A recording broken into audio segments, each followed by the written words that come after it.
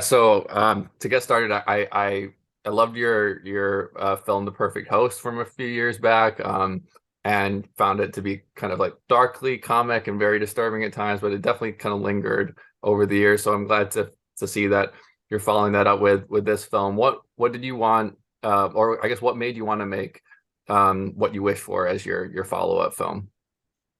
Well, I actually, after The Perfect Host, I'd written quite a few scripts. And excuse me, I was trying to get it made and trying to get it made. And then this one was one I wrote this one a few years ago, and it occurred to me that it could be made for a budget, I guess. And then it occurred to me that it was kind of similar to The Perfect Host. And I was like, oh, wow, that's interesting. Like, it's because some of the other stuff that I'd written is not the same sort of tone. And, but this one just happened to be, and it's also involving food and everything. So, um, you know, I felt like this was one of the stronger scripts that I'd written, and I felt like I could make it, like in terms of with the money and the production, it was sort of production friendly.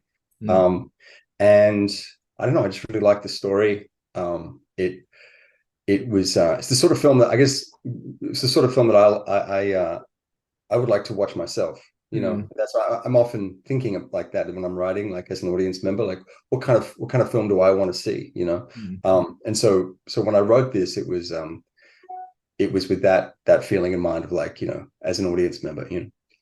Yeah, to make a film that you as an audience member would enjoy. You mentioned there, it's about food, and I think it's really interesting that this movie is releasing amidst a lot of kind of culinary thrillers and dramas being very popular. The Bear on Hulu, The Menu last year. What about this kind of growing niche kind of subgenre of culinary thriller, I guess, is was of interest for you? I don't know. I mean, I was certainly not aware of those things when I was writing it at all. Yeah, I don't know. It's weird. It's the zeitgeist, I suppose, and like it's hard to ever analyze why things become. Perhaps everybody started cooking during COVID. Everybody Right. started getting more into food. I don't know why. It's just it is just one of those strange phenomenons where, yeah, this film is sort of probably in that little bracket. Yeah, no, I really like it. I wanted to talk a little bit about some of the film's twists and turns, not getting into spoilers or anything. You really, especially during that first act, you really don't have any idea of where it's going. And once that kind of premise settles in, you have a better sense. But even then, it kind of constantly taking you into different directions.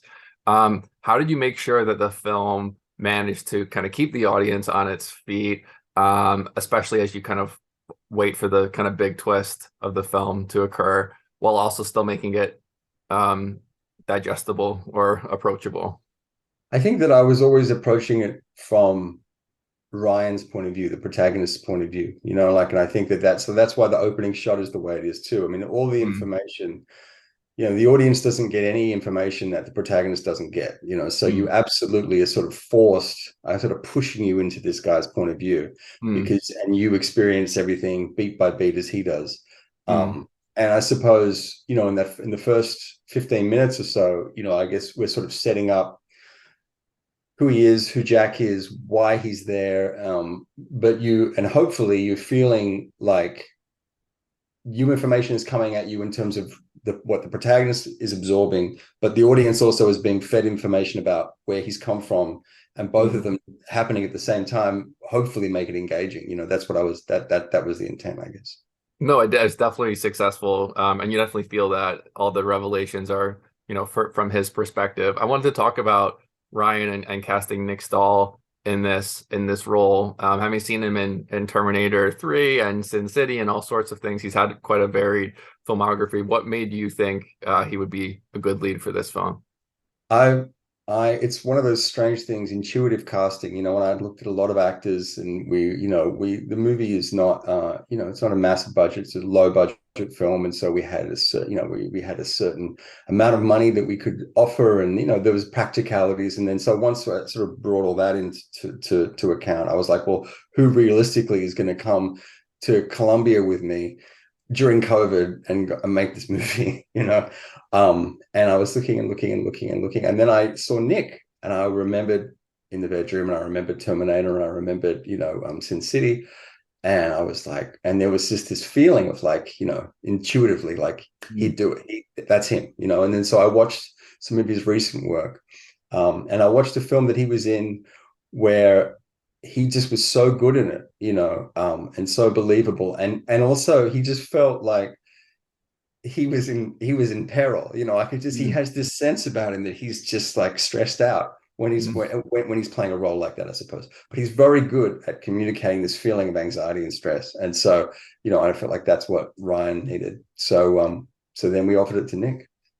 And I'm glad you did because I can't imagine anyone else in the role. He's very kind of stoic, but then yeah, you can see that stress, that burden that he's carrying from that mysterious past that we were not really sure about.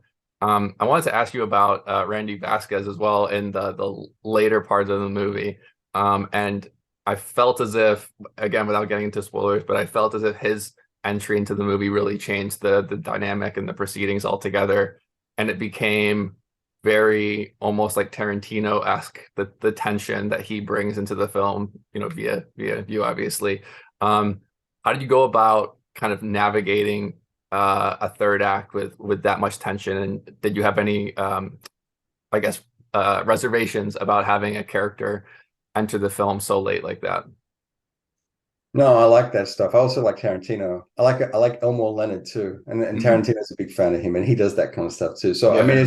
it's what I guess Tarantino's actually described it as like hard left turns, and that's I Mm, think what happens in the movie. I mean, for me, it's not like there are a bunch of twists or anything. It's just that there are reveals and there are yeah, narrative right. that occur.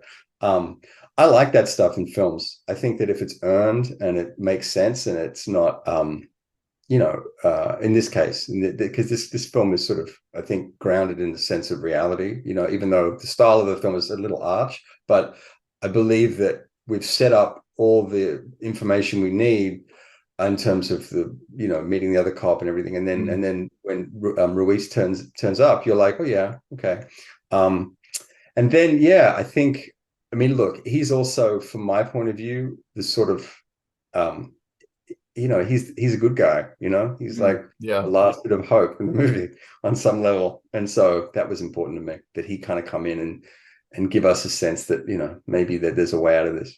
Yeah, maybe the hero to save the day. Yeah. Yeah, I wanted to ask you as well about the kind of intended audience, because this occupies a kind of a strange space, right, between horror and psychological thriller and even mystery at times, and even it gets into that dark humor as well that The Perfect Host does as well. What kind of audience were you hoping this film resonates with? I don't know. Just people like people. I mean, honestly, I don't know. I'm not thinking in genre, I suppose, when I'm writing it and when I'm thinking about making it. I'm not thinking, well, this is going to be a thriller or whatever. I mean, I think that probably I'm just trying to write and create a really good story that's interesting and is human, I suppose. And so um, the honest answer to that question is I actually don't know. I wasn't writing specifically for an audience, or a type of audience. Obviously, the film is I guess a thriller, or it's a suspense film, is what it is. Yeah. I think that's where it is. And so I guess it's for fans of suspense. Yeah, and I think they're gonna love it. Well, yeah, best of luck at Fantastic Fest with the Thank you. film. I really enjoyed it, genuinely enjoyed it. And yeah, I really hope it finds that audience. So thank you so much for being able to speak with me today.